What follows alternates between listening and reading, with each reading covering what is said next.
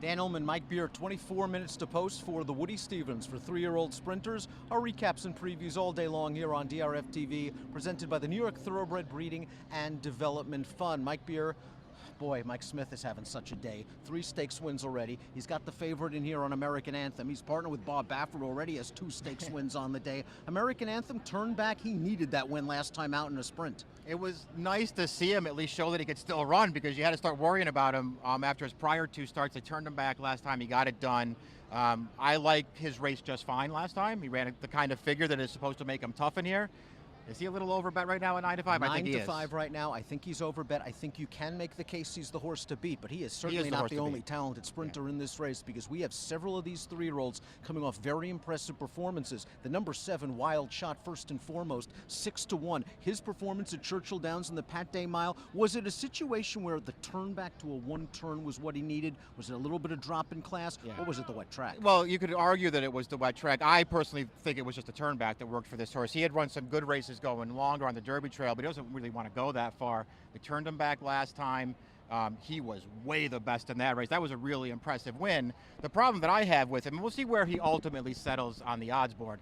Last time was the time at 8-1. If he's about half that price here, I'm not sure how much I want it. He is 6-1 right now, and that is certainly fair value on a horse coming off of a career best race, and I think doing what he wants to do, 1-turn racing. Long Haul Bay, the number 10, has done nothing wrong in his short career for trainer Chad Brown. I liked what he did last time out in New York, but it was against a far inferior field than the one he's facing today. Yeah, he's a graded stakes winner already, and he is 2 for 2 lifetime, but this is a pretty big jump in class. Listen, this isn't the toughest Woody Stevens field we've ever seen. Sometimes this race can come up really tough. It did not come up really tough this year. He fits right in here, but he does have to improve to win. 8-1 currently on Long Haul Bay. American Anthem, Recruiting Ready, the number 3, could be the pace of this race. He's 4-1 right now. He has brilliant early speed. He's coming off of a nice victory in the Chick Lang last time out at Pimlico. Does this 7-furlong trip bother you with this horse? It's the only thing that bothers me about him. Not only can he be the speed of this race, he has to be the speed of this race. They have to send him to the front and try and wire this field, and then you'll see if he can get that final furlong. If he can get to 7 furlongs, in a lot of ways, he might be the horse to beat in here, but I'm very worried about him going this far. I've never really felt like he wanted that much beyond the 6 furlong. 4-1 on Recruiting Ready. Turnbacks, big handicapping angle at this 7-furlong distance. Maybe it's what the 11 Petrov has been waiting for. He ran well in some of those Kentucky Derby preps, going longer at Oaklawn, but we've always had a nagging suspicion that he wants shorter distances. He's getting it today. Yeah, I do like the turn back for him.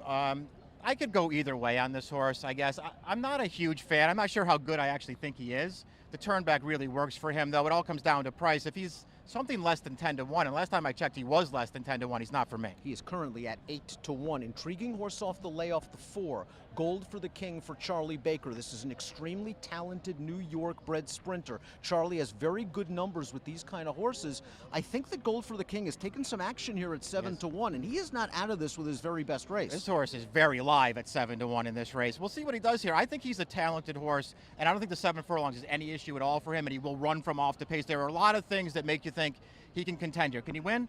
I'm not sure if he can win. He has to really improve to win, but he can get a piece of this. You're going to own the track if your top pick wins this race, because the number 6 Hard Scramble, 42-1 for Steve Asmussen. Irad Ortiz Jr. just gave Disco Partner a great ride in the Jaipur. What do you like about Hard Scramble? He's going to have to ride this horse even better than he rode Disco Partner. He is not the likeliest winner in the race. This is a Woody Stevens, as I mentioned before. I don't think it's the strongest field in the world. I don't love the favorites in here. This is a horse who I feel like can get a piece of this. We talked about turnbacks. This is a horse who really wanted a turnback after his first 3 starts. He got it. I was really impressed with the way that he broke his maiden.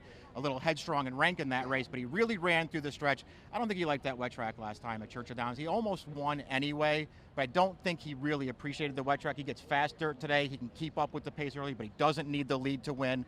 Asmussen's running him in this race. I think there are a lot of things that suggest if he doesn't win, he will outrun his odds, and I'm using him, and I've already bet him, and I'm alive with him in the pick 3, and if he wins, you're right, I might be taking the track on. American Anthem currently your 8-5 favorite with about 19 minutes to post for the Woody Stevens. I think he's the horse to bet. He's a must-use. For me, at these odds currently, I'm hoping that the 7 Wild Shot wasn't a one-hit wonder from last time out, because I believe it's 7-1. That's a very fair price on a very sharp horse. The Woody Stevens is coming up next on DRF TV. We'll be back with the recap after the race.